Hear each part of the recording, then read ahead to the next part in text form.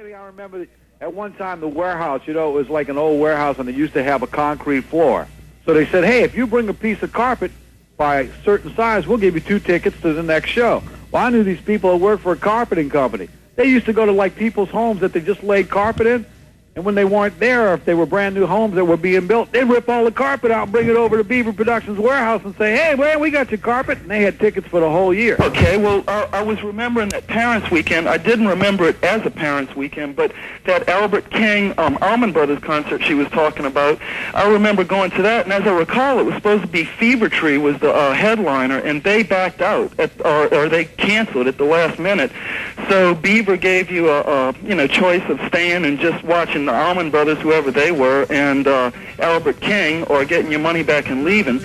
And it turned out that concert, I think they had 2 that weekend. Those 2 were so good that it spilled over. They were having concerts up at the Riverview, or in Autumn Park at the time, at one of the shelters. And that Sunday, everybody was up at the Riverview just expecting the local bands, Ejaculation, and whoever was playing at the time.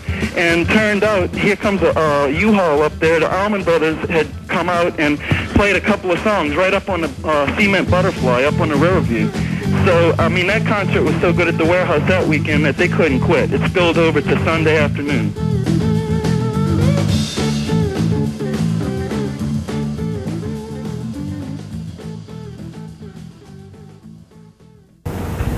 You know the best shows I ever saw at the warehouse?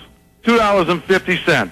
Rod Stewart and Deep Purple. What a show. Boy, was it great. Warehouse was jammed, man. Also, for $2, Alice Cooper, Iggy Pop and the Stooges, and the MC5. Boy, the ultimate Detroit rock and roll tour.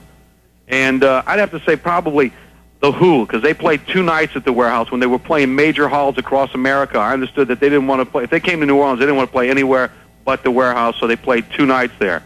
And I have to say probably the band that I can remember that ever had the most encores either had to be 6 or 7, and that was Robin Trower and Procol Harum. Man, they kept coming back on stage, and the final song they did was A Whiter Shade of Pale, and it just blew the crowd totally away.